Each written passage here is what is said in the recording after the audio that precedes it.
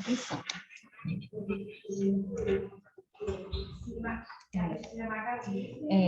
Então, a gente entende como rede de atenção o conjunto de equipamentos de saúde responsáveis pelo atendimento ao usuário do SUS, tanto de forma direta, né, na prestação de serviços direta, como de forma indireta também.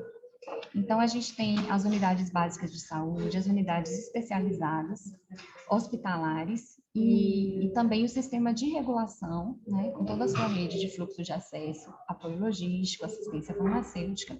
E em doenças raras, de forma mais específica, os principais pontos de atenção são as unidades básicas, né, que são as unidades que primeiro têm contato com esse paciente, que chama a atenção, né, para suspeita de algum problema, e os serviços especializados, que vão, então, realmente prestar um atendimento, realizar, né, o diagnóstico, tratamento e acompanhamento desses pacientes. Quanto à linha de cuidado que a gente colocou aqui, ela se refere ao itinerário terapêutico, o caminho, né, que o paciente vai percorrer dentro dessa rede de atenção estabelecida. Então, atualmente, o desenho do cuidado que a gente tem hoje já estabelecido é o da AMI, atrofia muscular isquial, e a gente está trabalhando na construção das outras doenças também, né? Mas não significa que os outros não estejam já funcionando. Bom, em relação aos fluxos de acesso ambulatorial desses pacientes com doenças raras, esse paciente que já tem suspeita diagnóstica ou que eventualmente já tem até o diagnóstico de alguma doença rara, ele vai ter acesso ambulatorial para atendimento por 3 vias: o sistema Vida Mais, o sistema Lista Única e por teleregulação.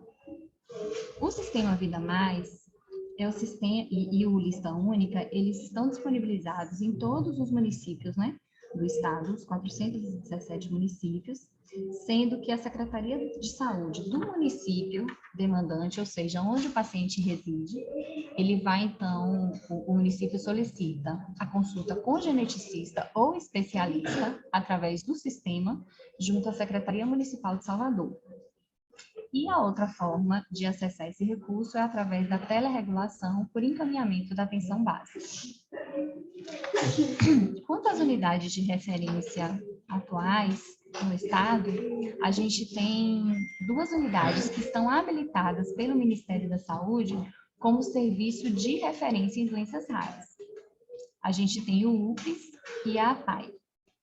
O UPS, ele está tanto habilitado em doenças raras de origem genética, que são as anomalias congênitas ou de manifestação tardia, e deficiência intelectual e erros inatos de metabolismo, como ele está habilitado também no eixo 2, que são as doenças raras de origem não genética, que são as infecciosas, inflamatórias e autoimunes. E a APAI, ela está habilitada no eixo 1, que são as doenças raras de origem genética. E o que isso significa quando a gente fala nessas unidades de referência? Que elas estão aptas, né, para prestar o atendimento, oferecer os exames diagnósticos que estão estabelecidos na política de raras e também realizar o acompanhamento necessário desses pacientes. Oi, Emília, desculpa interromper você, por favor. Você está sozinha na sala? Não. Porque está tendo um ruído aí ao redor de você que está impedindo um pouquinho da gente conseguir ouvir bem. Seria possível ir aí com o pessoal para ver se a gente consegue melhorar o som para a gente? Porque está tendo um ruído assim. Tá certo. Pior que a sala está em silêncio. Eles estão falando que eles estão ouvindo ruídos da sala. Eu acho que talvez seja a sala vizinha a gente, né? Que está causando ruído. É que a gente está ouvindo o pessoal conversando, o telefone tocando agora. Aqui na sala não tem como o telefone tocar, a gente não tem controle, né? Mas tem um ruído do retorno de pessoas conversando. Então, assim, se puder conseguir, né, diminuir um pouquinho para poder facilitar aqui para a gente escutar melhor. Eu já falei aqui com os colegas. Tá joia, tá bom, Emília, obrigada. Então, aonde que eu estava? Tá.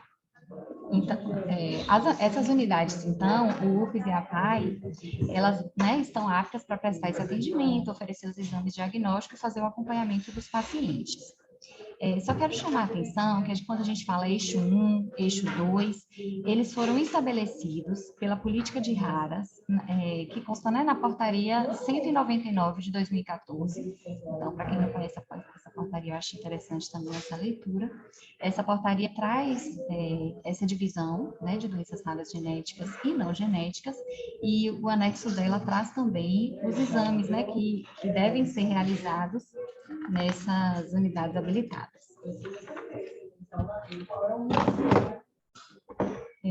Pode passar, então, o slide.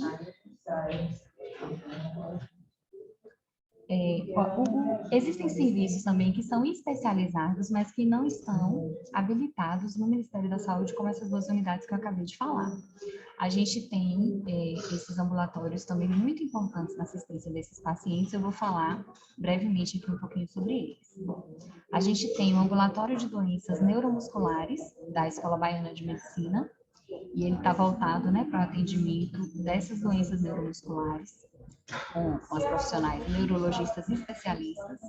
Então, a gente tem os casos de AME, atrofia muscular espinhal, esclerose lateral amiotrófica, ela, os casos de distrofias musculares e também amiloidose hereditária. Então, esses pacientes, né, eles têm essa unidade como referência para esse atendimento.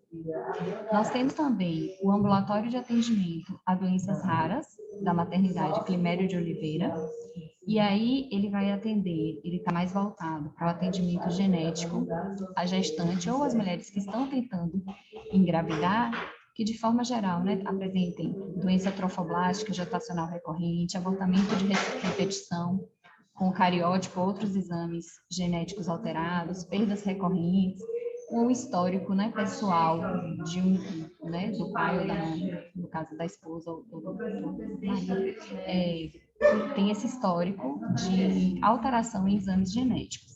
E também vai atender aos filhos de gestantes que foram atendidos na maternidade, ou no pré-natal ou no parto, que também apresentem defeitos de formação fetal detectados antes do nascimento, presença de alterações também em exames genéticos. Então, esse público vai ter essa unidade também para ter esse atendimento. E a outra unidade é o ambulatório de doenças genéticas raras no Hospital Geral Roberto Santos, que também oferta consulta e avaliação diagnóstica em pacientes com suspeita de doenças raras. E aí, só para finalizar aqui a nossa introdução, só quero ressaltar que essa parceria com o Telesaúde Bahia, ela visa ampliar e qualificar o acesso às consultas de genéticas, né, a partir da atenção básica, para promover um diálogo entre o nível de atenção básica e especializada através dessa tecnologia de comunicação, né, informação, que é essa plataforma de teleconsultorias do Telesaúde Bahia. E hoje, os agendamentos de consultas genéticas para UPS através da teleconsultoria já está implantado e na PAI já está em processo de implantação. E para o encaminhamento, deve ser anexada à teleconsultoria o formulário de critérios de encaminhamento que vai ser preenchido por profissional médico na rede básica, mas que as colegas vão falar um pouquinho aí mais na frente na apresentação.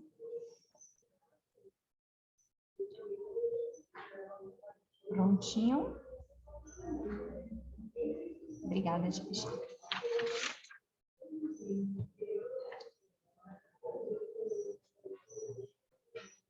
Oi, Emília. Oi? Pronto. Você já concluiu a apresentação? Sim, já concluí.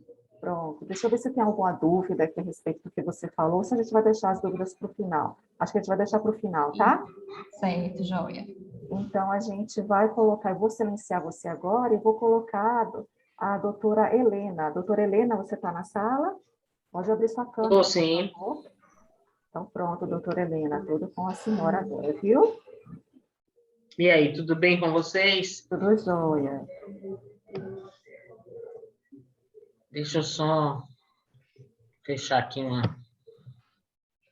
ver se ele me ajuda aqui a ficar maior. Pronto. Eu vou já compartilhar, né, a aula, que essa aula, na verdade, foi feita por doutora Angelina, que é uma colega do UPS, e eu fiz algumas pequenas modificações, mas aí já quero, inclusive, de início, agradecer mesmo essa parceria com o Telesaúde, com a CESAB, né, e com a Secretaria Municipal, que, na verdade, é quem nos regula na APAE, e agradecer a presença de todos num tema que é um tema, às vezes, que as pessoas acham que não vão ter grandes demandas, né, e, na verdade, as doenças raras, as doenças genéticas, elas têm uma importância muito grande. Todos nós vamos ter, em algum momento, a oportunidade de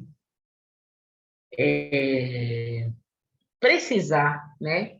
E, com isso, atender pessoas com suspeita de doença rara. Deixa eu compartilhar aqui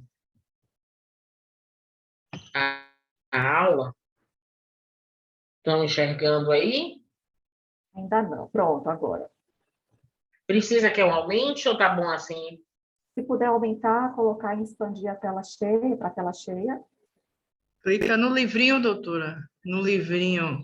Você chama livrinho isso? Eu chamo outra coisa. Eu chamo... Parece um estandartezinho. Isso. Isso. E aí, Gleides, como vai você? Você aqui é a mentora disso tudo aí, junto com Fátima. Fátima hoje não está, né? Emília, isso. Hoje é Emília, ok. Mentoras são todos nós, são todas nós. Na verdade, é extremamente importante essa iniciativa, porque essa política, que a Emília colocou rapidamente, vale a pena que as pessoas se interem um pouco como essa política de atenção às pessoas com doenças raras, é uma política, na verdade, que para mim, que sou geneticista, então eu vou me apresentar, eu sou a Helena, médica geneticista, diretora médica da APAE de Salvador. É importante, tá, Emília, a gente frisar que é a APAE de Salvador, porque são muitas APAEs que tem no estado. Então, é importante dizer que, como instituição, né, como referência habilitada, é a APAE de Salvador. Então, hoje mesmo foi dia de atendimento lá na APAE, amanhã também, onde a gente tem a possibilidade dos pacientes serem atendidos aqui em Salvador, né, pela equipe de genética e outros profissionais que temos lá, tá? Essa reunião de mapeamento, eu até conversei um pouco com o Gleides, o que é para a gente, o que é que a gente está pensando, né? A gente já tem falado bastante, a gente se encontra bastante, e eu estava querendo saber exatamente assim, o que é que tem de demanda, né? Que é justamente fazer com que os municípios entendam como é essa história de doenças raras e doenças raras no SUS. Doenças raras, então, por exemplo, a reunião é como identificar casos suspeitos de doenças genéticas. Aí, como ela colocou, como a Emília colocou, existe a política, eu vou falar um pouquinho mais no final. Então, essa política de doenças raras, ela engloba as doenças genéticas, que a maioria das doenças raras são de origem genética, tá? Então, sou eu e Tatiana, que somos as geneticistas do serviço, lá da APAE de Salvador, que é o Instituto Civil de Doenças Raras de Origem Genética, porque a gente não atende doenças raras não genéticas, tá? Então, dentro da política, define exatamente quais são os grupos, a gente vai falar também um pouquinho mais, mas o que é o geneticista? Eu dou muita aula, até dava mais, né, antes da pandemia, agora estou voltando, até presencial mesmo em alguns municípios,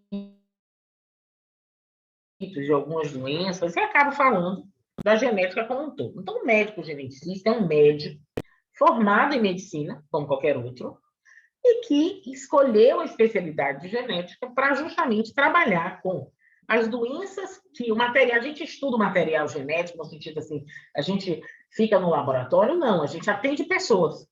E a partir dessa pessoa, essa pessoa, se tiver um defeito congênito, como está aí no desenho, então, se tiver um defeito congênito, esse defeito congênito pode ser genético ou não, por isso que tem essa interseção entre a bolinha azul e a bolinha rosa, que seria o pedaço onde o defeito congênito é genético. E, às vezes, até mesmo a questão da hereditariedade. Então, o médico geneticista, ele é formado para reconhecer essas doenças, identificar os sinais, os sintomas. Eu vou mostrar algumas fotos aqui para vocês, e suspeitar de uma doença genética. Quem não é geneticista, abriu algum áudio aí? Está todo mundo aqui com o áudio fechado? Abriu algum áudio aí que está dando ruído? Não sei se agora passou. Ok. Então, vocês que estão na atenção básica, seja médico, seja enfermeiro, o próprio gestor, vocês vão ver o quê? Pessoas com características que podem sugerir uma doença genética. Então, vamos trabalhar um pouquinho, né, sobre essa coisa das doenças raras. Quem me conhece sabe que eu prefiro chamar doença genética, já que é minha especialidade, e que a política, para mim, foi feita principalmente para atender no SUS as pessoas com suspeita de doença genética. Então, está aí amarelo nesse slide, bem a questão de que 80% dessas doenças raras são de origem genética. É uma doença, duas doenças, doutora? Não. São mais de 6.000, 7.000 a 10.000 doenças.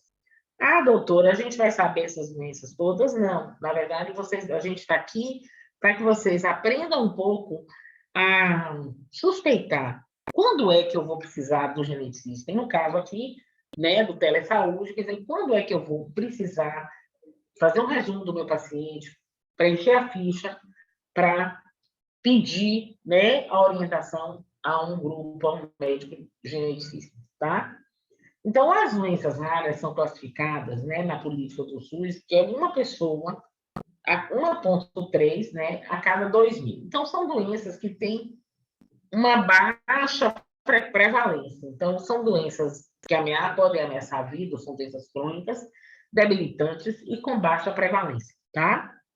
Então, isso está em torno de 6 a 8% da população poderia estar incluído nesse grupo aí, tá? Aí, no final, a gente vai ter algumas...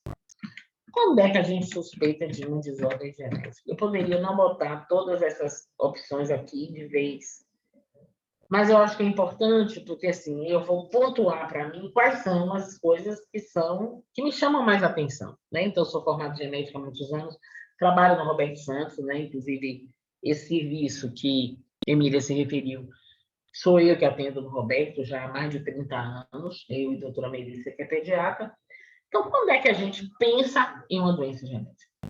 A primeira coisa, às vezes, é ter na família. Então, você tem um paciente, uma família que você reconhece. Poxa, várias pessoas dessa família têm essa mesma doença. Por exemplo, surdez congênita.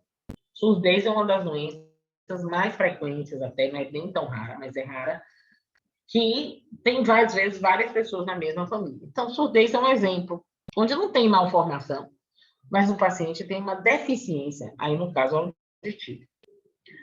A história familiar de doença hereditária, às vezes a gente, que não é geneticista, às vezes não percebe que é uma doença hereditária. Às vezes não aparece com A, aparece com B da família, e às vezes é uma doença, e não simplesmente uma semelhança normal. É uma alteração genética que leva àquela alteração. Anomalias congênitas, múltiplas ou isoladas, que é aquele que eu botei aquelas 3 bolinhas, uma do geneticista que acaba englobando e atendendo essas famílias, porque o médico que não é geneticista não sabe diferenciar entre, por exemplo, uma microcefalia da Zika, que não é genética, de uma microcefalia genética. Síndromes dismórficas. Síndromes dismórficas é, na verdade, traduzindo. Você vê uma criança, um adulto, com várias alterações físicas, que a gente chama de dismorfias, diferente do padrão normal. Às vezes você não consegue saber que tem alguma coisa que não está 100%, tá? Aí seriam as síndromes que, na verdade, a gente, depois de geneticista, vai definir que síndrome tem. Às vezes não tem nem nome de síndrome, mas tem uma desordem genética específica. Deficiência intelectual isolada, só a deficiência intelectual ou não. Muitas vezes pode ser necessário a avaliação do geneticista. Problemas de crescimento e de desenvolvimento puberal. Então, uma criança que tem baixa estatura. Baixa estatura é uma das causas mais importantes de consulta genética. Uma baixa estatura importante, principalmente uma doença que envolva alteração nos ossos, né? Um distúrbio de diferenciação sexual, uma genitália ambígua. Estou colocando aqui, tá, gente? Várias situações que às vezes vocês até nem conhecem exatamente, mas só para vocês perceberem, por exemplo, genitália ambígua. Genitália ambígua é uma criança que talvez alguns de vocês trabalhem no hospital. A doutora, na hora que nasceu, não sabia o sexo, porque estava na dúvida, né?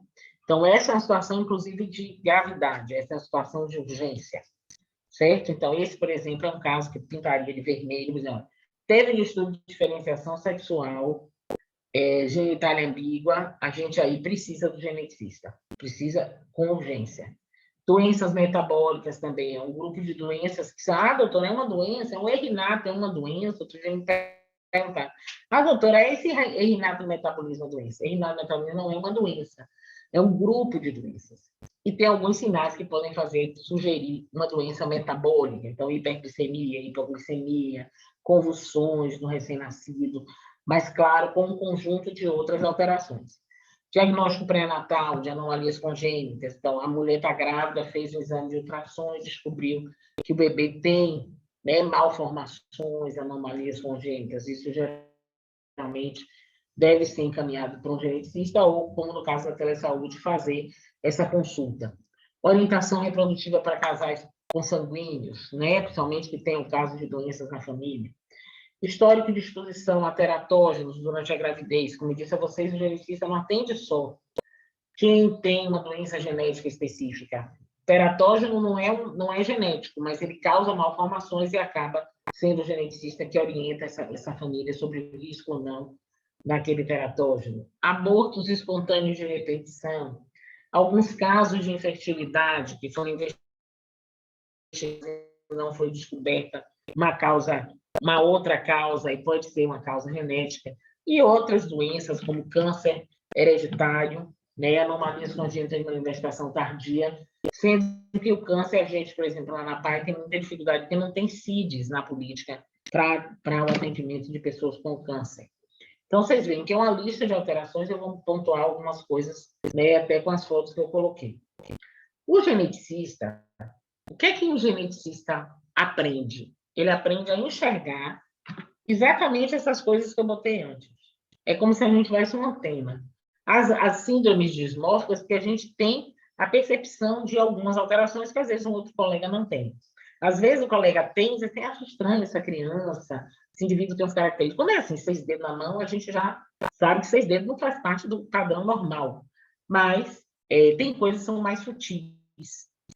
Então, o geneticista, ele é o profissional que aí foi colocado no SUS através dessa portaria, que eu considero essa portaria, a portaria usar aqui num órgão do Estado, com pessoas do SUS, trabalhando justamente esse conhecimento com vocês que estão na ponta.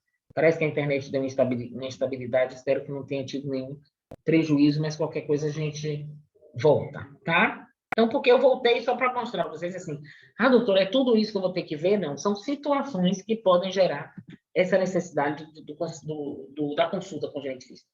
Esse termo aconselhamento genético é um processo que a gente faz, na verdade, o aconselhamento é definido como um processo que começa com esse atendimento desse paciente, né, para dar o diagnóstico, e aí falar sobre, se eu dei um diagnóstico, que doença é essa, quais são as coisas, as medidas de controle, né, as terapêuticas que são possíveis ser feitas, se é uma doença que pode levar a uma morte precoce, e qual é a herança dessa doença, se tem risco de acontecer de novo. Então, o geneticista, ele faz o processo do diagnóstico, e depois é ele que é responsável por explicar à família que doença é aquela, se chegou a um diagnóstico preciso, né, específico, bem claro, e aí todas as consequências disso para a família.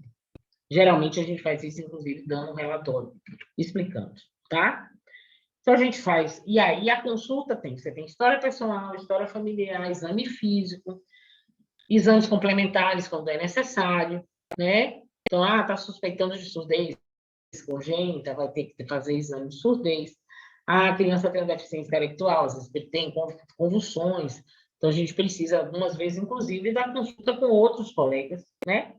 Porque os colegas, às vezes, é que vão identificar, tem uma alteração ocular. Essa alteração ocular é, sei lá, é uma luxação de cristalino, se for a suspeita, é síndrome de Marfan, ou uma homocistinúria. Então, nosso trabalho de geneticista, geralmente, inclusive, quem manda o paciente para o geneticista são vocês, que estão na ponta, dos outros especialistas. Mas tem que lembrar que esse médico existe, porque o geneticista não existe. E é ele que tem essa condição de dar, né, de melhor, de uma forma mais rápida, mais eficiente, saber que exames vai solicitar, qual é a hipótese diagnóstica, a herança, porque aí a gente vai para os livros, no momento que eu dou diagnóstico, para os livros e de estimativa de risco a partir do padrão de herança, tá? Então, Constantinho, desculpe a interromper, gente... doutora Helena. Diga, Acho que meu vou pedir amor, para a fica à senhora vontade. interromper um pouquinho a sua câmera, porque está travando um pouquinho, eu acredito que seja aí a internet da senhora. Então, Da câmara. vamos ver se melhora, Então, né, a deixa nossa eu... conexão. Vamos. É até bom, sabia? Porque eu fico me olhando. Esse negócio de câmera, cadê que não quer aparecer o creme? Coloca o mouse para cima, no cantinho em cima ou no cantinho para baixo. Ele aparece. Aí, Pronto. pronto, ótimo. Pronto. Vamos ver. Mas podem interromper, tá? Que eu acho mais importante. Essa coisa de tecnologia é muito bom, muito ótimo. A gente teve que aprender a usar mais ainda com a pandemia.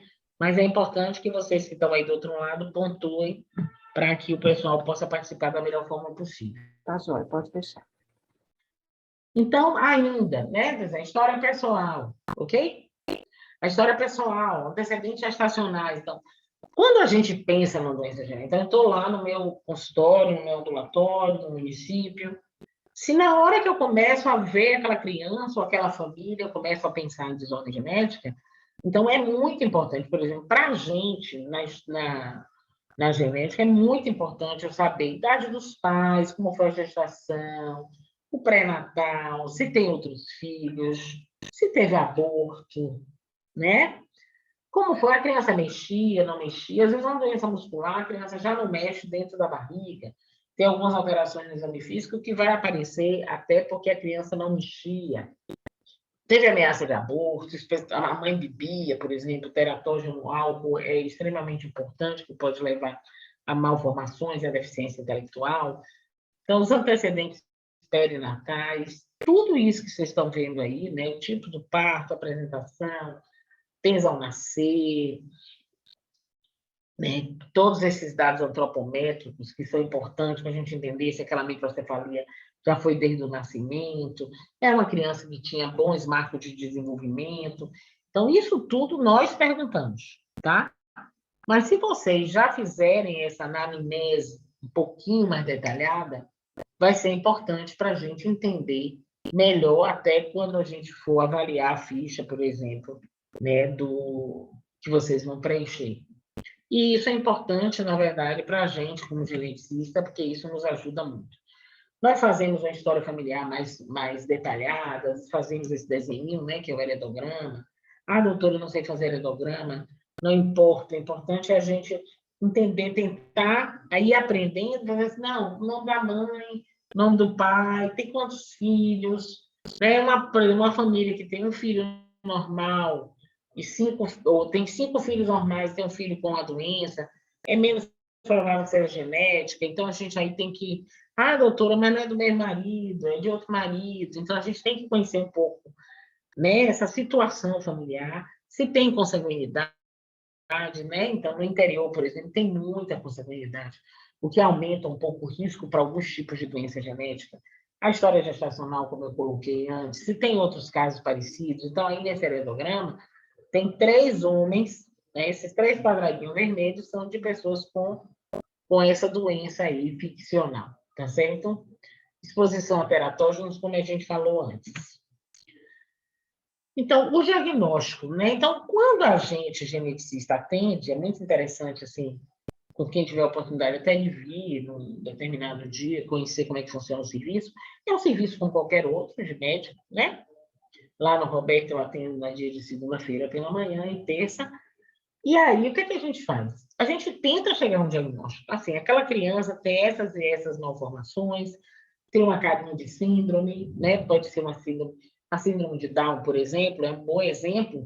Não é uma doença rara, né? No mundo inteiro, é uma doença até relativamente frequente, mas a gente atende também, não é porque não é rara, mas é uma doença genética. Então, é importante eu ter o diagnóstico, porque a partir daí eu vou ver que alterações outras têm, eu vou ver na literatura como é a história natural daquela doença, se tem tratamento, quais são as intervenções que eu posso fazer, e a questão do risco, como eu coloquei para vocês, que na verdade é o pacote do aconselhamento genético. E aí, como vai ser a conduta, se tem que ter uma criança que tem que ter uma vigilância maior, tem tratamento, precisa de cirurgia, precisa de uma intervenção terapêutica, né, com fisioterapia. Essas áreas de terapias, fono, TO, fisioterapia, são geralmente muito importantes em pacientes com uma doença rara de origem genética. Tá? E aí, algumas coisas, por exemplo, prevenção.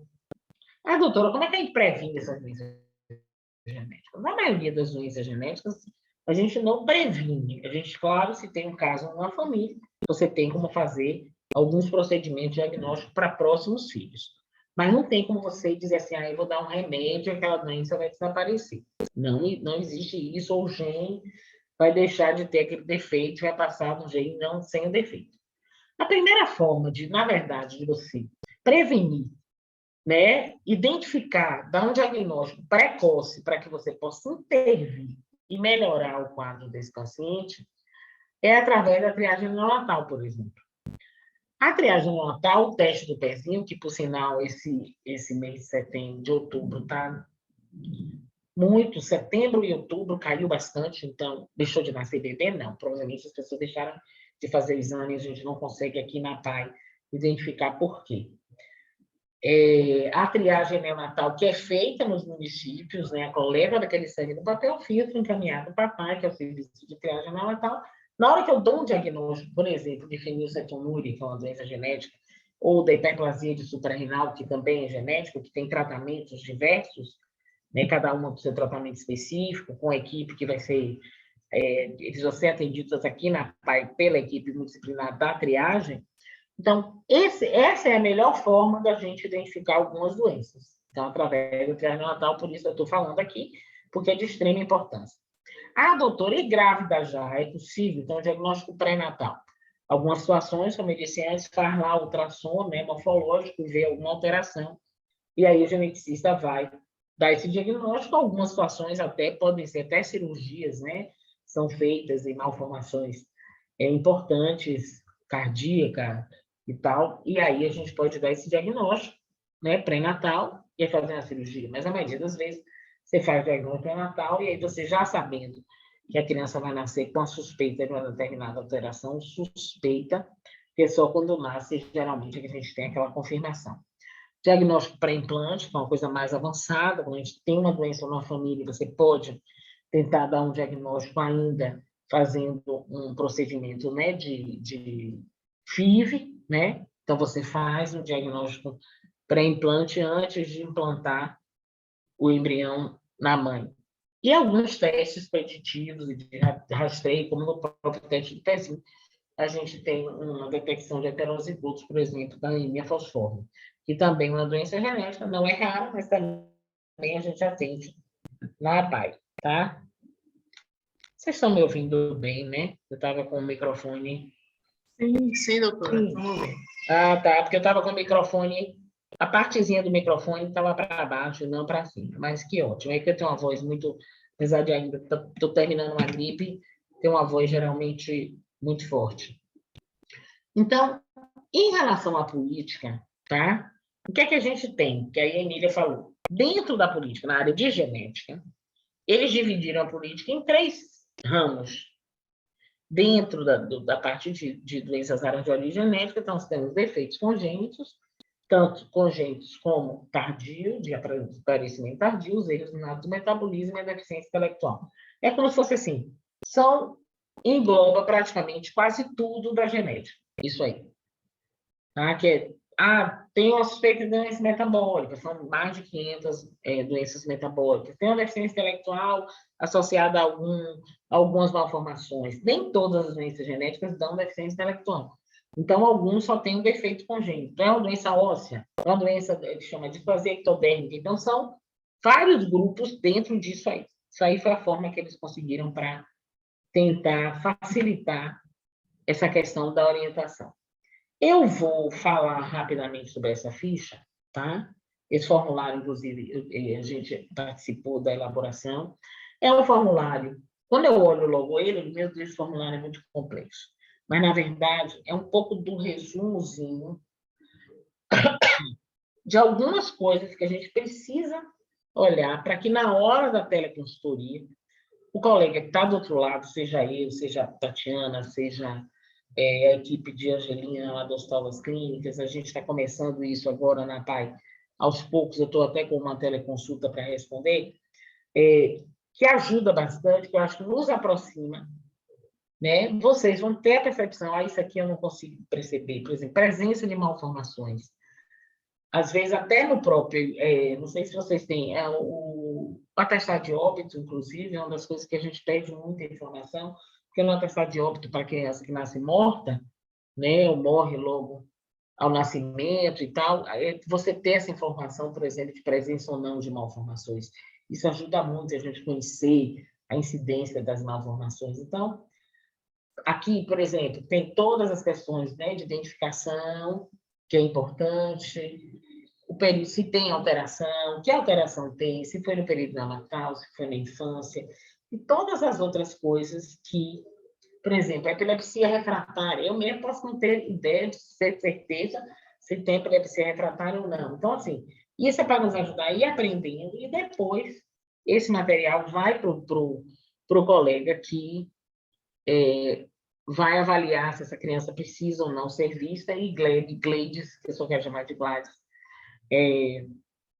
vai, assim, explicar um pouco mais para vocês que como telesaúde, a equipe intermedia isso, é importante para que a gente possa estar cada vez mais conhecendo, já que as doenças genéticas, as doenças congênitas, elas são muitas, e o geneticista precisa ser encontrado, né? Então, assim, eu tenho uma suspeita de doença genética, eu preciso do geneticista, nós estamos no SUS, nós não somos muitos, no Brasil, na verdade, mas a pessoa com suspeita de doença genética, ele precisa ser encaminhado para o geneticista.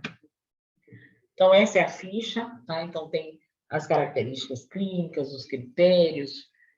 Por exemplo, aqui, eu vejo logo aqui, como nós vamos aqui identificado suspeita do paciente, né? O filho, na gestação anterior, então, síndrome de Patal, Edward, síndrome de Turner, Klinefelter, entrou uma... Ai, sai. Esse negócio de sonho é um negócio incrível.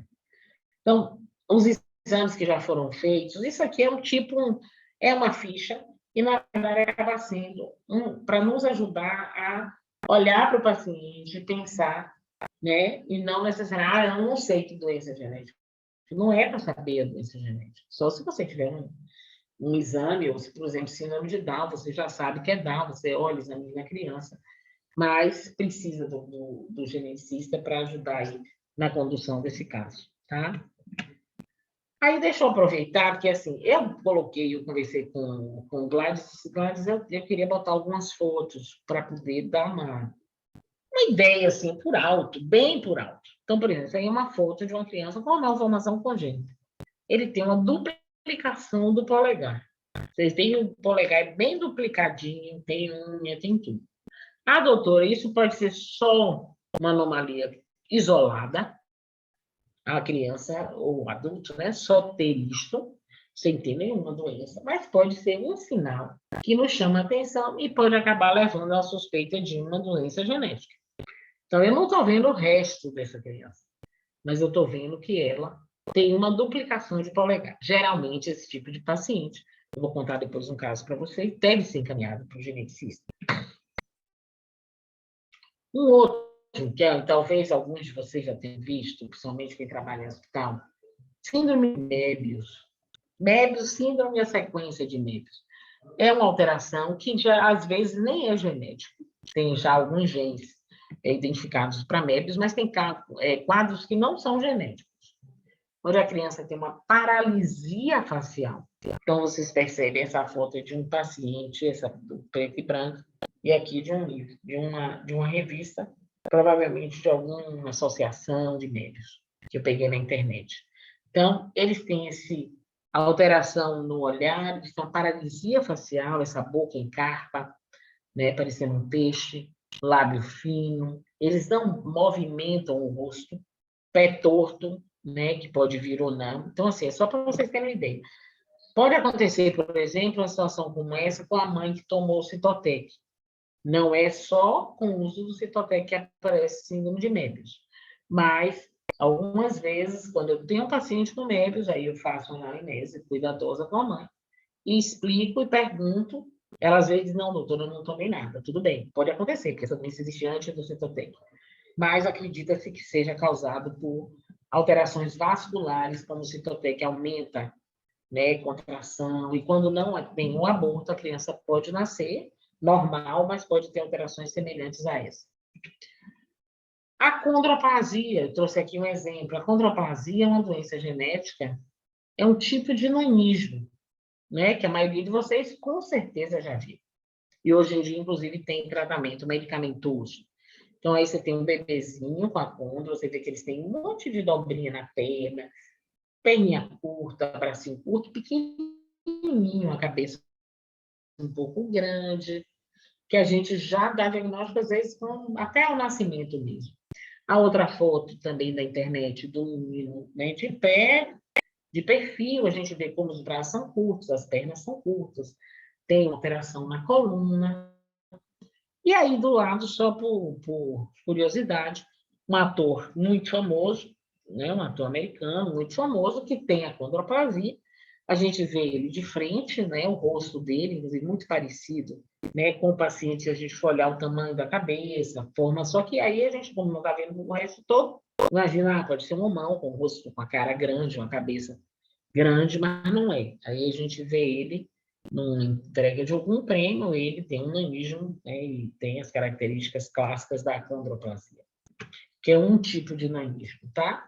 Nanismo não é uma doença única. Diz que dia 25 de outubro é o dia contra o preconceito contra o nanismo. O nanismo não é uma doença, tem causas as mais variadas. Aí, isso aí eu até não ia colocar, mas na verdade é um exemplo de uma sequência de um paciente com uma doença, uma distrofia muscular, menino, geralmente a causa mais comum disso é a distrofia muscular de Duchenne, onde essa criança nasceu normal e com o desenvolvimento no início da deambulação, de andar, a mãe percebe que ele cai muito e ele vai evoluindo com a fraqueza muscular até o momento que a gente pede para fazer esse tipo de manobra, onde essa criança diz, oh, levante, sente no chão, levante, sem segurar no sofá, sem segurar na cadeira. E aí você percebe como ele tem uma dificuldade, porque ele não tem mais força muscular para se elevar, para se levantar.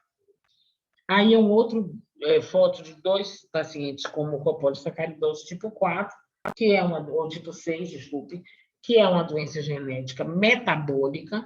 A doutora, ele tem cara de síndrome, ele tem várias malformações, mas esses meninos nascem normais e é uma doença metabólica que vai piorando com o tempo, que também já tem tratamento medicamentoso para essa doença há algum tempo. E aqui algumas curiosidades outras, né? Por exemplo, tem uma síndrome de Williams. Esses dois meninos aqui, na minha esquerda, né? Esses dois meninos, com olhinho claro, eles têm a síndrome de Williams, que a gente dá diagnóstico clínico. Ah, doutora, mas eles assim, não tem nenhuma carinha tão assim, mas eles têm um tipo de face, né, com uma maçã do rosto, né, meio aplanada, aí fica uma bochechinha aqui do lado, tem esses lábios mais carnudos e tem uma deficiência mental associada. Isso é uma síndrome de Williams, que geralmente até não é tão raro também, e que a gente dá diagnóstico sem precisar de exame algum. Do lado tem uma síndrome já com quadro de malformação mais evidente, que é a síndrome de Cornelia de Lange, essa criança tem a principal característica de Cornélia de Lange é essa sobrancelha unida, que chama sinofres, e essas malformações nas mãos, existe que ele não tem todos os dedinhos, provavelmente no pé também não tem, e tem uma microcefalia, né, e uma deficiência intelectual importante. Às vezes até tem risco de morte precoce, mas recentemente a gente atendeu até alguns pacientes com Cornélia de Lange já grandinhos. Quando a gente vê uma síndrome, a gente diz assim, a doutora Helena adivinha. Não adivinha nada. Por que chama síndrome de Williams? Por que chama de síndrome de Cornélia de Lange? Síndrome de Williams é homenagem ao médico, eu até não sei exatamente se Williams, se era um médico, se era, às vezes, um biólogo, que descreveu a síndrome, e aí homenagearam ele, como no caso da síndrome de Down, foi homenagem ao médico que primeiro descreveu um conjunto de pacientes, um grupo de pacientes com Down. Cornélia de Lange também era uma mulher, uma médica pediatra, que descreveu alguns casos, e aí vem o nome em homenagem ao profissional. Então, eu sei, porque eu estudo isso, então eu examino. Doutora, todo menino que tiver com a sobrancelha unida, não, porque tem um caso de gente normal, que não tem nada, que tem a sobrancelha unida. É um conjunto de achados. Síndrome é um conjunto de alterações. Vocês vão aprendendo, quando vê por exemplo, retornar um laudo, fechando um diagnóstico, vocês vão aprender naquele momento e provavelmente nunca mais vão esquecer daquela síndrome. Por quê? Porque são características marcantes que compõem esse quadro, tá? Uma outra que a gente atende com bastante frequência, síndrome de Prader-Willi, é uma criança obesa com deficiência mental. A todo obeso com deficiência mental é síndrome de Prader-Willi? Não. Então, a gente tem que ter um cuidado, porque às vezes, obeso com deficiência mental é Prader-Willi. Não é. De novo, a internet abusando aqui, dizendo que está instável. Esse paciente tem uma história interessante, que é uma hipotonia lá no nascimento. A criança muito molinha, que até às vezes com dificuldade de respiração, que precisou ficar na UTI e tal, e depois ele evolui bem dessa hipotonia, essa hipotonia às vezes desaparece, e ele começa a ganhar um peso, é uma obesidade mórbida, e às vezes até com muita dieta, mesmo assim não consegue uma boa evolução, já tem alguns tratamentos que têm tido um bom resultado para a síndrome de Prader-Willi. Aqui uma outra que talvez vocês já tenham visto em alguns momentos, chama neurofibromatose, que também não é tão rara. Então, eu botei aqui alguns exemplos de doenças que são mais frequentes. Neurofibromatose, ele pode ter os neurofibromas, como nessa pessoa adulta, tá?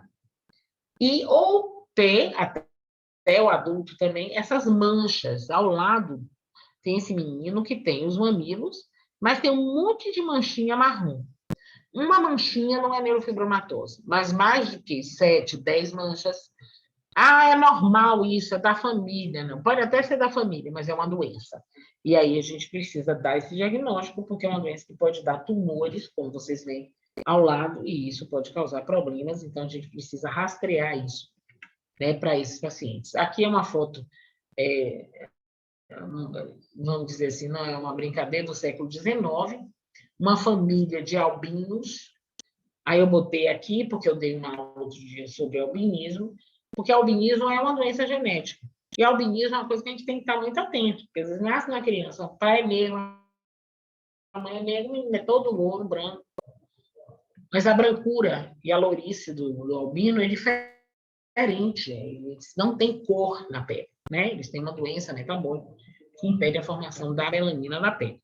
Então, esses pacientes precisam ser diagnosticados, inclusive para não ter problemas na família, né? Do pai achar que não é dele, tal, porque o menino é claro, mas vocês vão ver, na hora que vocês examinam a criança albina, que eles têm as características físicas da família. É só um problema na pele. Aqui é uma outra síndrome que a gente atende até com uma certa frequência, a síndrome de Rubinstein-Taube, está aqui o nome embaixo, que tem, por exemplo, essas características faciais, esse nariz pequenininho, eles têm deficiência mental, eles têm... Agora, tem uma característica que é obrigatória, que é essa alteração, principalmente nos polegares e no dedão do pé, né, no hálux, que esse alargamento, às vezes uma duplicação do polegar, e esse achamento tratamento, né, da ponta dos dedos. Então, isso é patognomônico, é uma exigência para dar diagnóstico. Ah, doutor, eu vou olhar o mãozinho, eu vou saber que é obesidade, sou muito pequenininho, mas se tiver essa alteração no dedo, a gente já fica atento. E como é que eu sei isso? Porque está lá na literatura, já descrita a síndrome de Rubinstein-Taylor. Então, eu apenas faço esse diagnóstico pela clínica que eu aprendi a avaliar. Aqui é um exemplo de Turner, foi bom porque foi colocado, né, na aula a questão das síndromes cromossômicas. Então, às vezes, você pede um cariótipo e vem lá, síndrome de Turner. O que é que falta nessa criança? Falta o cromossomo X, ou Y, né? Se fosse um menino, mas é um cromossomo X apenas, que são 2, uma pessoa, uma menina normal, e essa menina tem distúrbio de crescimento, essa criança precisa ser vista por geneticista e depois acompanhar com o endocrinologista, de uma forma muito importante. Senão vai ter uma baixa estatura, alguns podem ter surdez e outras alterações que vêm junto com a síndrome de Turner. A trissomia do 18, né, é a síndrome de Edwards, que é uma doença genética grave, uma alteração importante, que muitas vezes vocês não veem tanto, porque realmente a evolução é bastante grave da síndrome de Edwards. E aqui, se eu não me engano, não sei se é a última, é a síndrome do X frágil. Assim, só para exemplificar algumas alterações de deficiência intelectual, porque a deficiência intelectual não tem características físicas, a grande maioria das vezes. Claro que ela pode estar junto com, né, algumas dismorfias e a gente acaba dando diagnóstico sindrômico. A síndrome de X frágil, geralmente, os meninos não têm grandes características físicas, mas tem, só aí nessas fotos a gente percebe, eles têm uma orelha grande, essa face triangular, e essa face alongada, que vai ficando até mais com o tempo.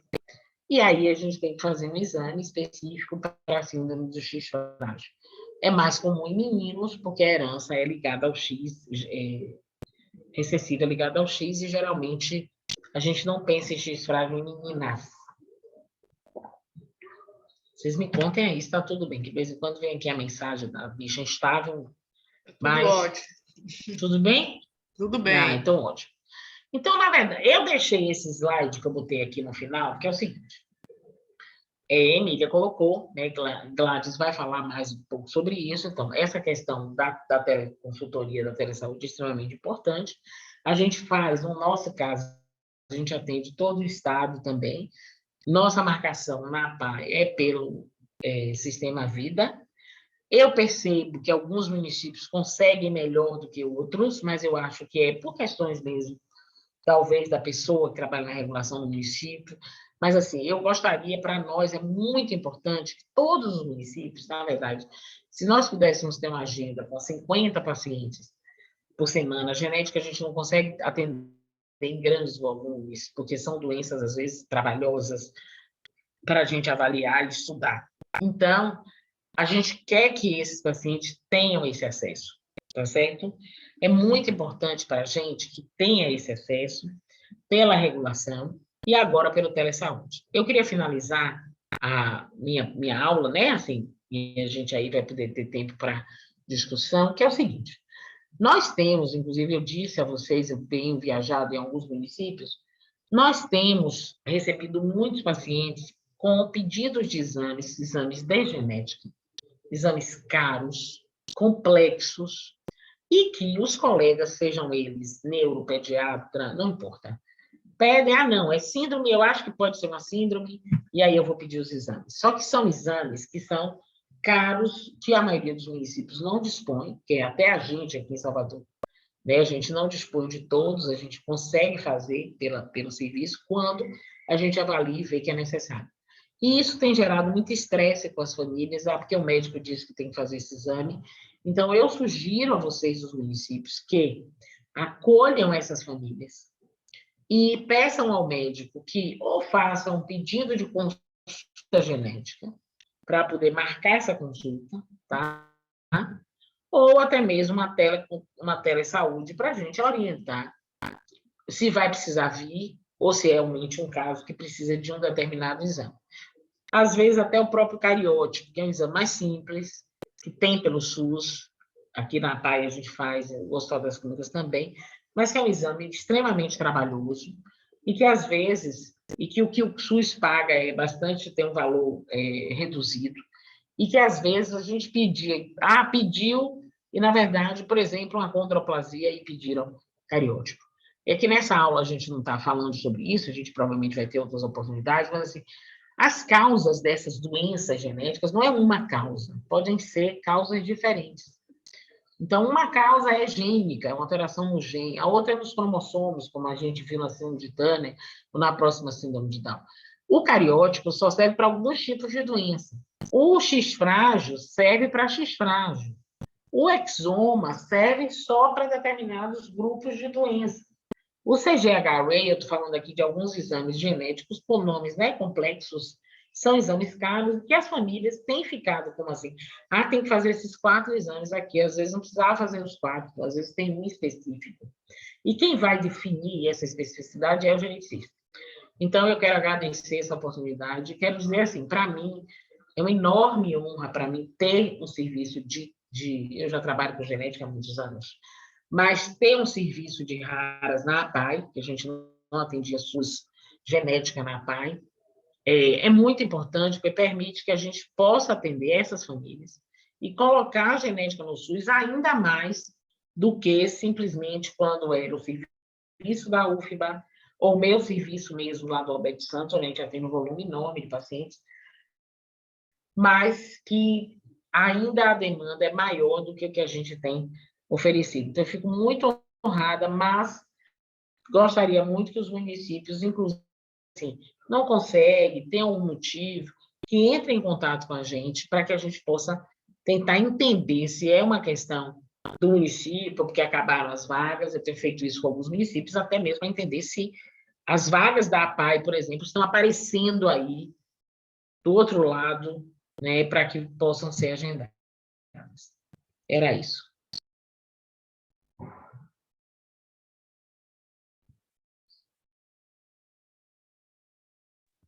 Pronto, então, doutora Helena, a gente agradece essa bela explicação aí da senhora, uma aula mesmo para todos nós.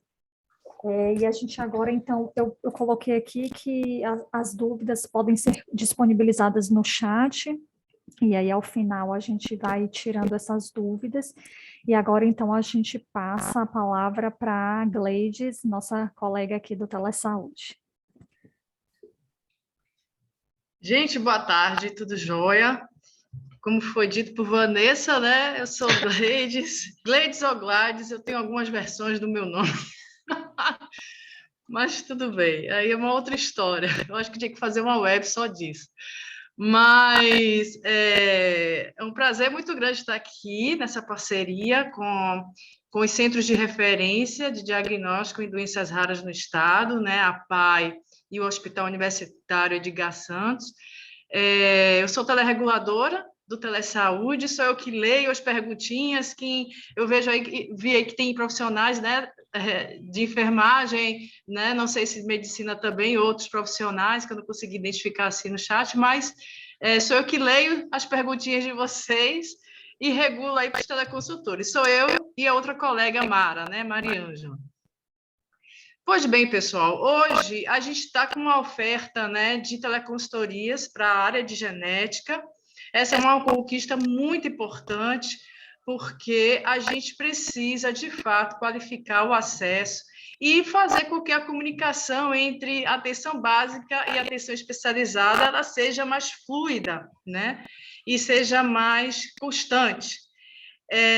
Então, esse é um dos grandes motivos dessa parceria aí do Telesaúde aí com a equipe genética, de genética aí dos serviços da APAI do Hospital Universitário, também da Climério de Oliveira, com a doutora Larissa Bueno, né, para as questões de pré-natal, né, identificação, por exemplo, se vocês identificarem numa ultrassom alguma alteração morfológica da criança, pode fazer uma teleconsultoria, anexando o laudo, e, é claro, colocando as características clínicas, né, dessa gestação, que isso é muito importante para o geneticista avaliar a pertinência, né? Não adianta só colocar o laudo, eu saio do laudo, eu vi alguma coisa assim diferente, pronto, não. Tem que colocar toda uma história, né? Investigar mesmo e colocar para que o teleconsultor possa munir de informações importantes e suficientes para lhe dar e oferecer uma segunda opinião, né? E para que auxilie aí a equipe da atenção básica a tomada de decisão aí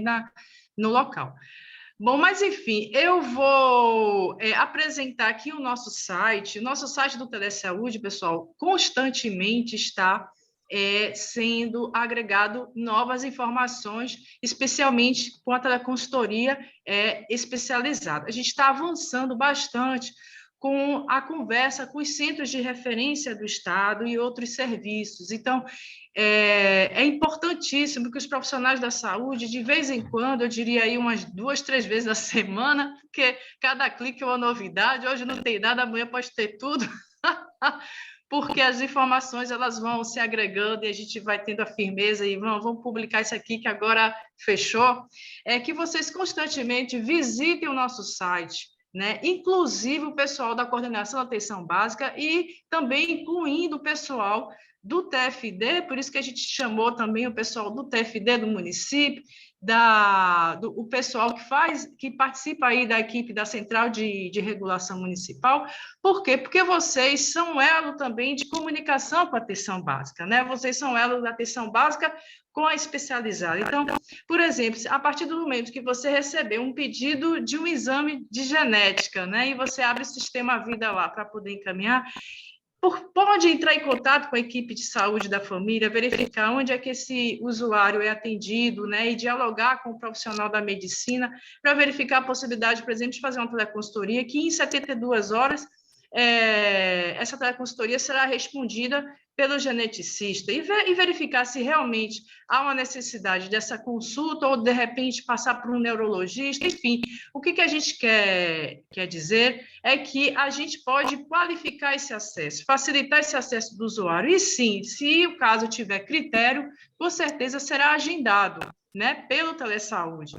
A equipe aí do Sistema Vida já tem conhecimento desse processo, é uma parceria com todos, né? É a Secretaria de Saúde de Salvador, com o Sistema Vida, os centros de referência e a Diretoria de Atenção Básica do Estado e a Diretoria de Atenção Especializada. Então, são muitos setores envolvidos, né? Desejando que essas teleconsultorias realmente elas sejam realizadas e qualificando o acesso a essas pessoas e integrando aí a atenção básica, a atenção especializada. Então, aqui é o nosso site, pessoal, para que vocês tenham acesso às informações, vocês têm 2 caminhos aqui no nosso site, que é o quê? Você pode clicar aqui, você vem aqui em ofertas, clicar em teleconsultoria especializada, ou você pode descer um pouquinho só a nossa página e vir aqui em teleconsultoria especializada. Aí eu vou clicar aqui. Quando eu clico aqui, você já aparece aí a página da teleconsultoria, né, especializada, e logo aqui embaixo você observa Teleraras, né? Então você clica na Teleraras. Ainda porque é Teleraras, mas doença genética, né? As doenças raras. Você sabe que eu sou revoltada com isso. Eu sei, que a política é rara e tal, e aí a gente acaba seguindo a política aí ministerial, mas são doenças raras, mas de origem genética, né?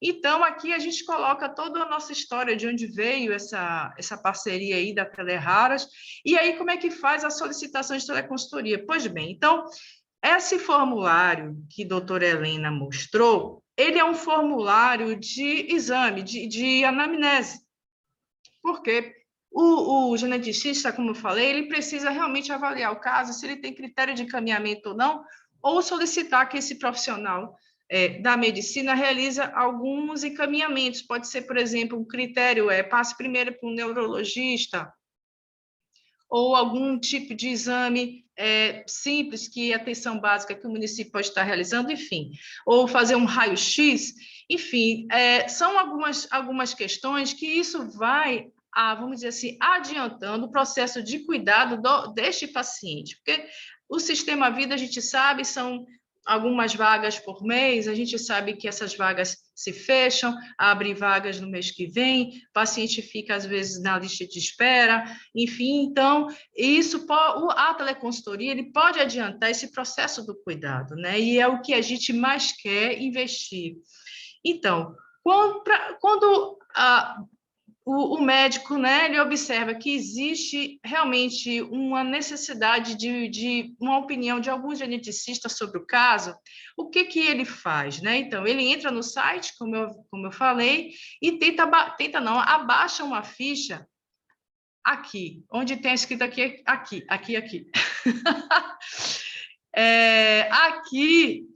Tem aqui também um texto que a gente fala algumas informações importantes, mas eu não vou ler por conta do tempo.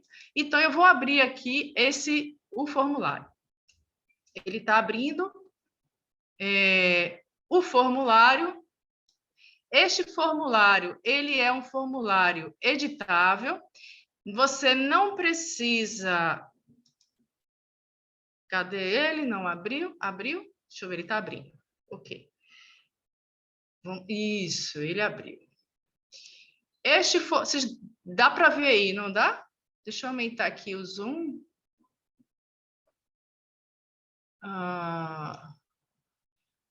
É porque, como eu tenho o programa do Adobe, ele abre no programa do Adobe, aí ele não aumenta muito, porque ele mostra para mim para editar. Mas, enfim, aqui é a ficha, né? O que o profissional vai fazer? Ele vai e digita o nome do paciente, né? Você vê que é uma ficha editável.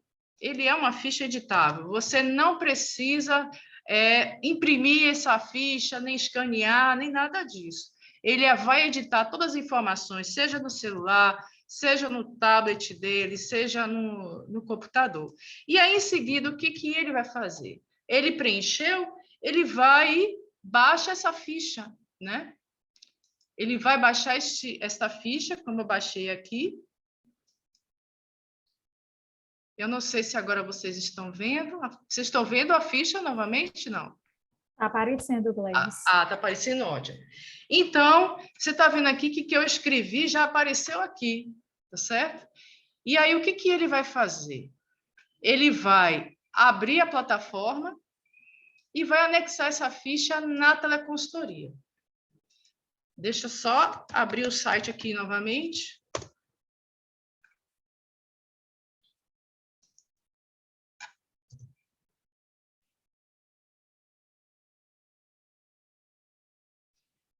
Pronto, perfeito. Abriu aqui o site, ele preencheu a ficha, ele abre a plataforma novamente, ele desce aqui um pouquinho, vem aqui, aí ele vai usar o login dele para entrar. Eu vou entrar com um login teste de solicitante do Telesaúde. Essa é a página que qualquer profissional da saúde acessa para fazer uma teleconsultoria. Ele vem aqui em solicitação, ele clica em nova solicitação, e aí ele faz aí a teleconsultoria, né? Ele coloca tipo texto, ele diz que sim, é um paciente específico e coloca os dados deste paciente.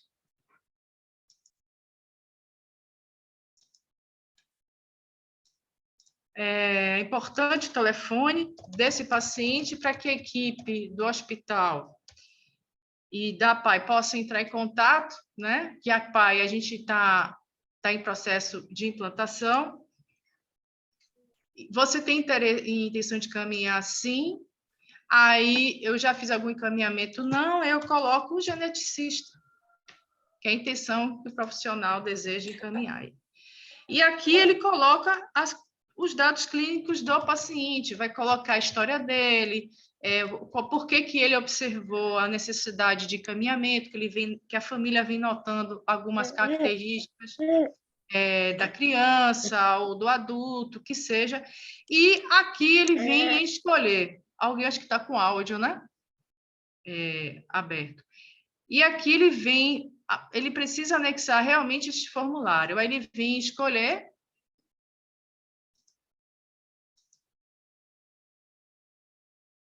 Peraí. Que ele não...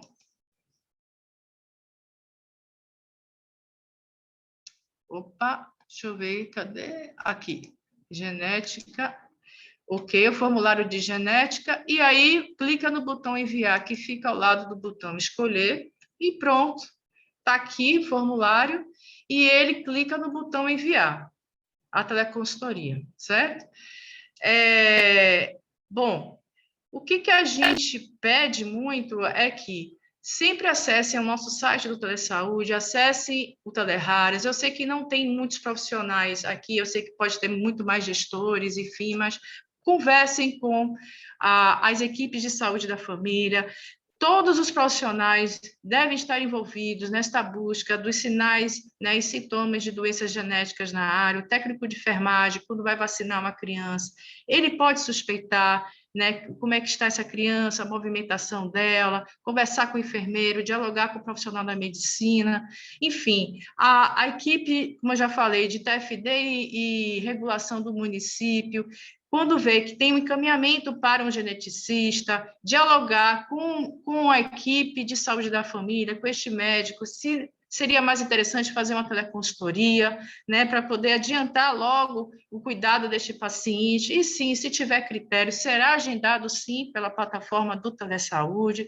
Então, assim, a gente pede que essa informação que a gente está trazendo aqui, eu sei que nem todos puderam estar aqui presentes, mas que, por favor, dialoguem com as equipes, conversem até com os municípios vizinhos. Você está sabendo? Eu fui para a reunião, você está sabendo que está tendo a teleconsultoria aí para uma consulta de genética, que pode ser marcada pelo Telesaúde. Então, enfim, a gente está pedindo aí todo esse apoio da região e junto conosco para que realmente esses pacientes sejam atendidos de uma forma mais rápida, mais qualificada e principalmente, que a atenção básica e a atenção especializada, né, ela se dialogue cada vez mais.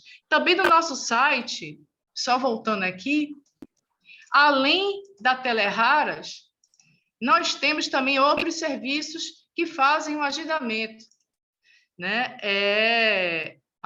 Deixa eu clicar aqui, teleconsultoria especializada, fazer também a propaganda de outros serviços.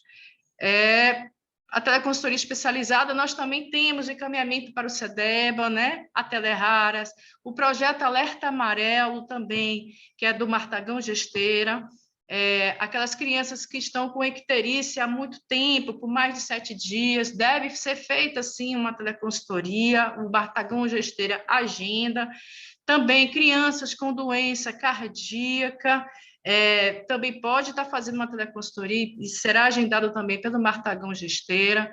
O Telecepred, que eu acho que muitos já conhecem, de encaminhamento para reabilitação física e auditiva, e agora o Telecrease, que foi recentemente criado, que é o encaminhamento aí para o idoso, né? Para os cuidados ao idoso.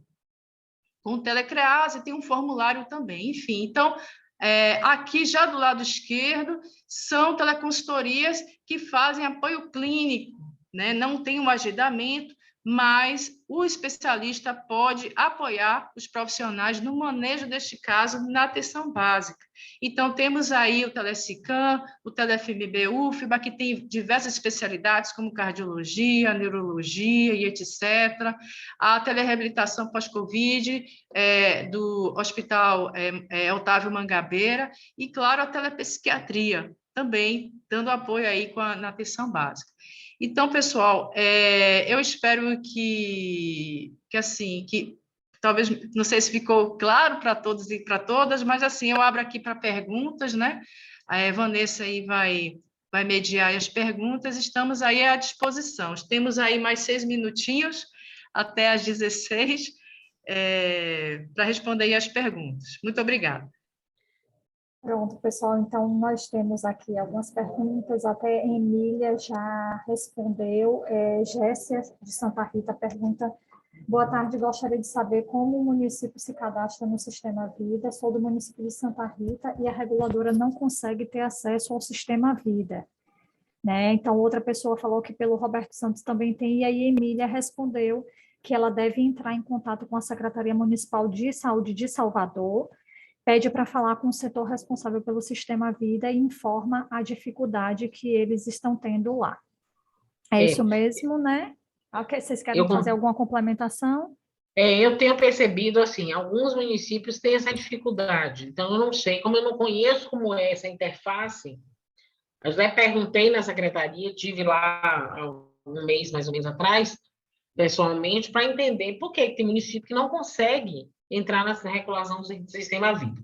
O Roberto Santos não está no VIDO, o Roberto Santos é pela lista única do Estado.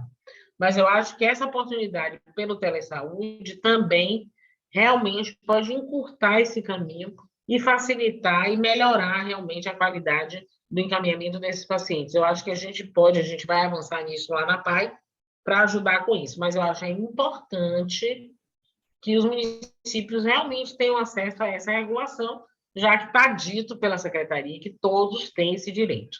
E eu quero chamar a atenção novamente que casos de pedido de exames da área de genética, que o município acolha essas famílias, para não largar no mundo, que aí a família vai para a justiça, ou vende a casa, ou faz, sabe, uma loucura para conseguir o exame, onde o geneticista aí é o intermediário disso.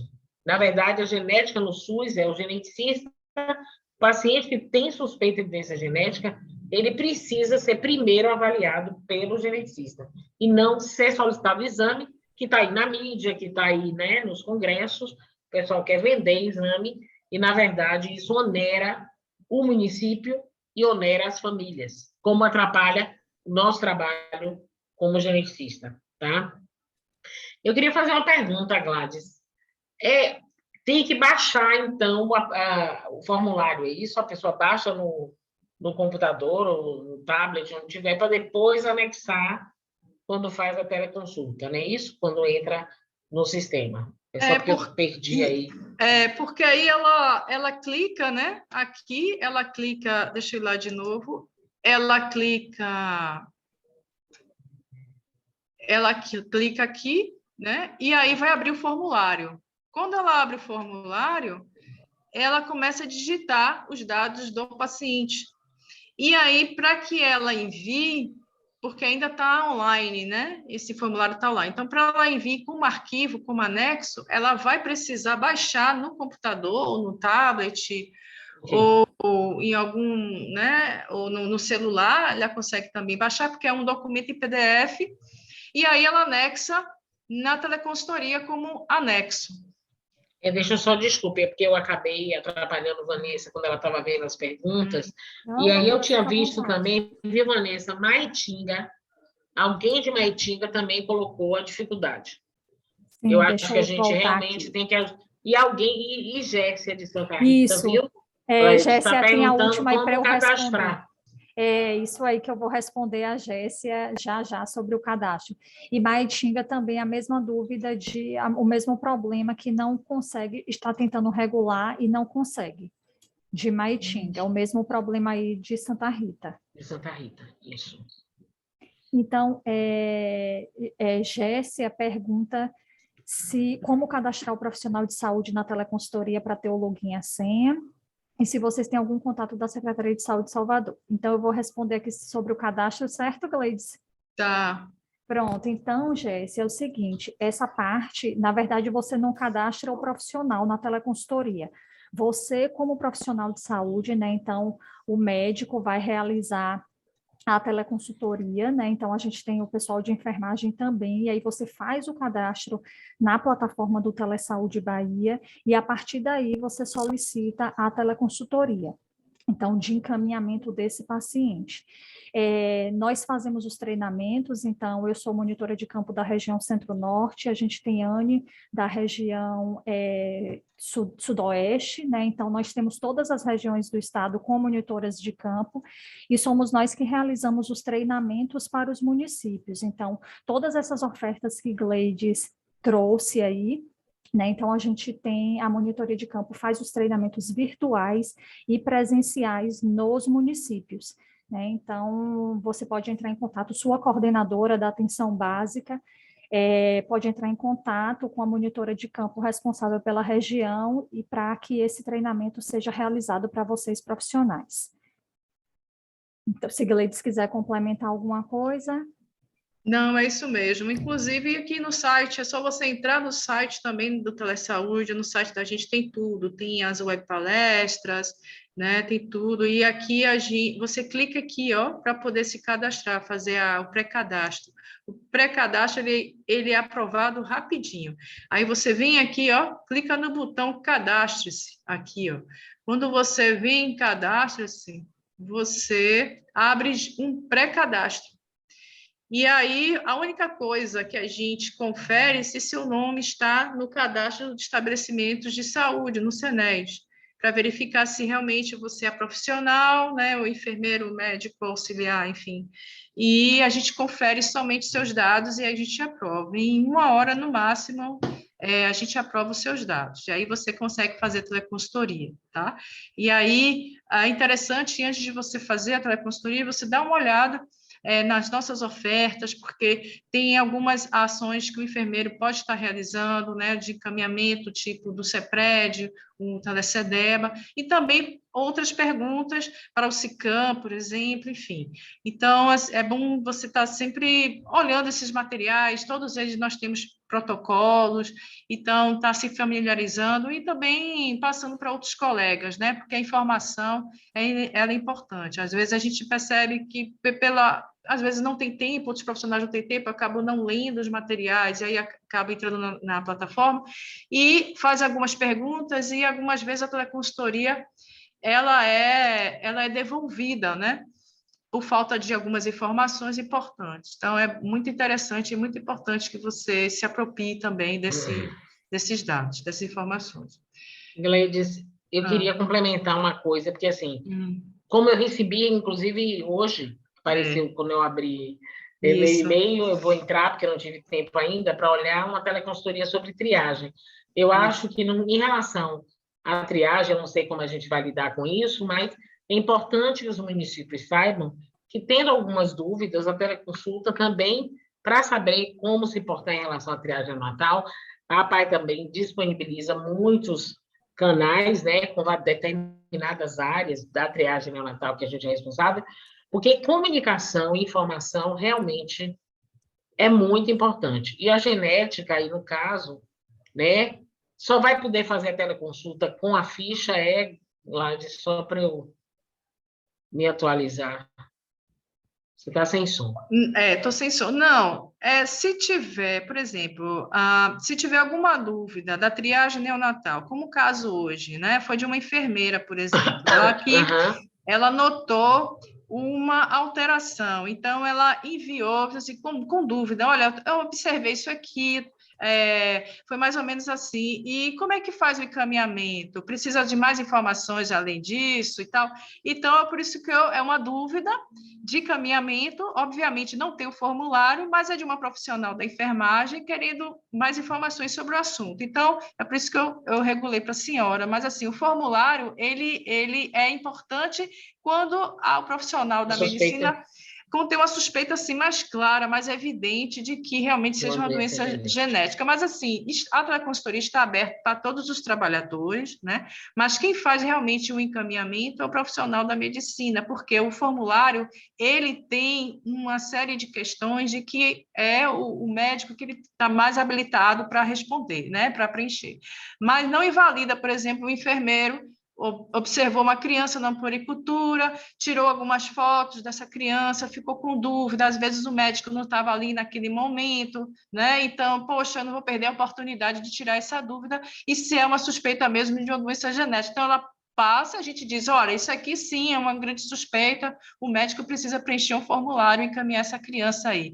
Então, assim, é isso daí que a gente quer, né? Montar essa rede e que o número de teleconsultorias do mesmo paciente não tem limite, certo? Hoje faz uma teleconsultoria, aí está tudo ok, mas daqui a 2 meses o paciente vem apresentando alguma alteração, e aí manda a teleconsultoria de novo, no mesmo paciente, não tem problema algum, a equipe de genética está aí aberta para poder fazer as orientações, a gente quer que vocês façam mesmo e que divulgue isso, gente, para os colegas, para todos os trabalhadores, né? Os agentes comunitários de saúde, especialmente eles, né? Explicar para eles que existe esse canal e que eles observem durante as visitas domiciliares, principalmente as crianças, né? Os primeiros 7 dias, 30 dias da criança, observar essa criança, como é que ela está se desenvolvendo, como é que está o crescimento dela, desenvolvimento, investir aí na puericultura, pedir para a família levar para a enfermeira fazer. Então, é esse movimento aí, né? É esse movimento do dia a dia, do cotidiano, das práticas que os profissionais vão identificando,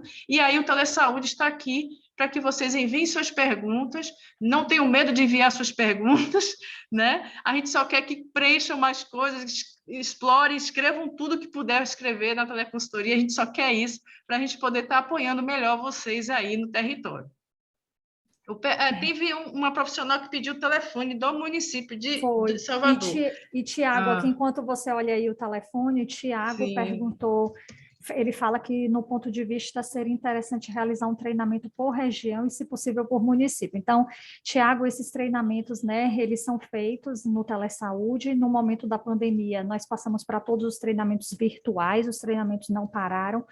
Porém, agora, depois da pandemia, depois não, né, que a gente ainda está, porém, com a situação que a gente está atual, nós já retornamos aos municípios e realizamos esses treinamentos.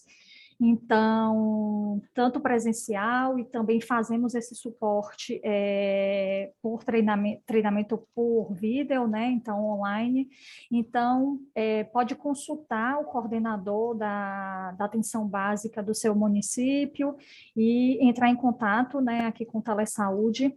Eu não sei se você é da região centro-norte ou da região sudoeste, então, região sudoeste hoje é Anne, a monitora de campo, eu sou da região centro-norte, mas nós temos as monitoras de campo da região oeste, nordeste, norte, sul e centro-leste, né? Acho que eu falei todas as 9. Então, você fique disponível, né, para entrar em contato para realizar o treinamento aí no município de todos os profissionais. E Gladys vai ter outros mais 2, né? Sobre raras, que eu acho que é importante, quem não pôde participar, um contar para o outro para participar no próximo. Exatamente. A gente está fazendo essas reuniões macro-regionais, mas é o mesmo conteúdo. A gente vai pedir para a equipe de educação botar um card lá no site, que é o próximo encontro, vai ser dia 4 de novembro, esse mesmo link, e o outro dia 17 de novembro, no mesmo horário, né, com as outras macro-regiões. Então, não impede, se alguém não ter participado. Também a gente vai botar essa web palestra, essa reunião também para acessar lá no link da Teleraras, com o material da apresentação nossa aqui, para aqueles que também não tiveram acesso. A gente está com algumas suspensões de materiais, por exemplo, nós publicamos, já tem uns 2 meses, um pouquinho mais, uma cartilha de doença genética, só que a gente teve que suspender por conta desse período eleitoral, mas a partir aí da semana do dia 31, 1º de novembro, as coisas vão voltar, principalmente as web palestras também, nossa, que está lá no YouTube, nós tínhamos 2 ou 3 web palestras também sobre doenças genéticas, tiveram que ser suspensas por conta desse período eleitoral, mas a partir do dia 31, 1º de novembro, as coisas vão voltar aí, e aí vocês vão ter acesso. Nós também publicamos também boletins sobre o assunto. Tem um último boletim, foi justamente do pré-natal, da identificação de doenças genéticas já no pré-natal, feita aí com a autoria da doutora Larissa Bueno, da Maternidade Clínica de Oliveira. Então, é um boletim muito interessante que dá aí sinais aí para os profissionais de na hora do cuidado aí, do atendimento, já fazer também uma teleconsultoria para tirar as suas dúvidas. Muito bom. No chat, nós não temos mais dúvidas. Eu quero agradecer de novo, tá? Eu acho que, para mim, como geneticista, é muito importante esse envolvimento da gestão do Estado e da gestão do município de Salvador, mas aqui, né, realmente, com essa ferramenta que, todas as vezes que eu vejo, eu acho extremamente interessante, porque encurta, agiliza e capacita o profissional que está na ponta.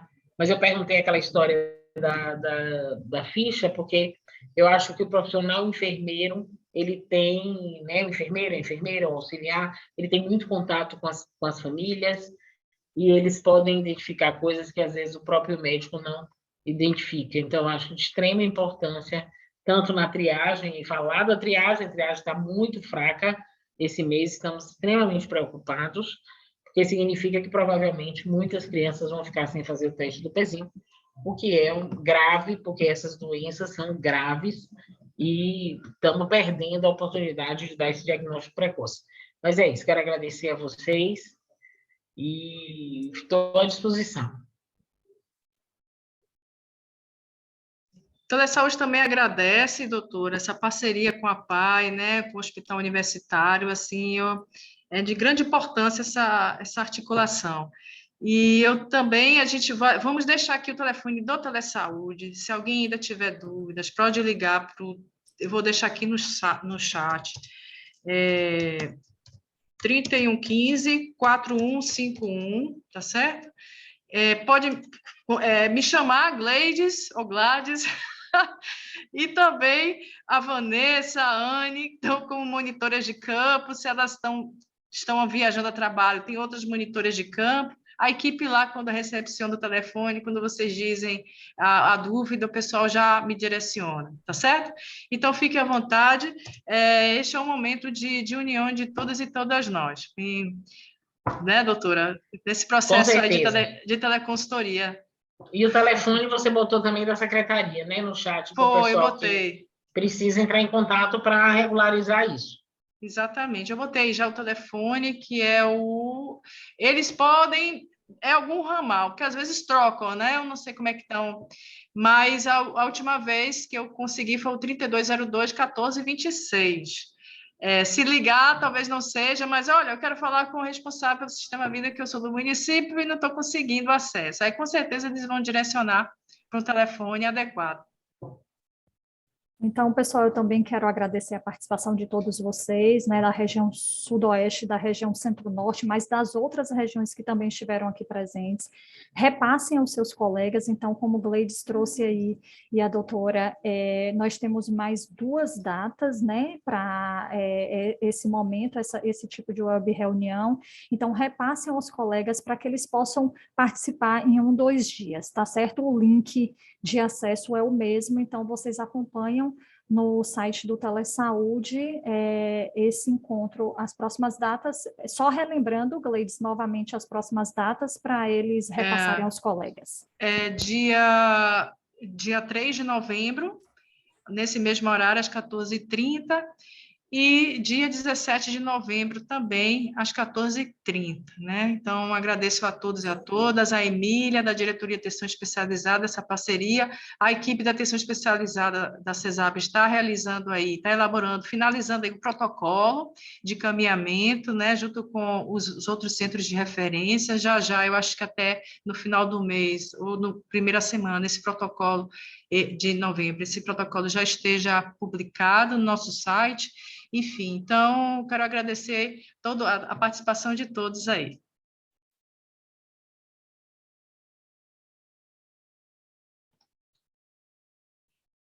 Tchau, gente. Boa tarde para vocês. Obrigada.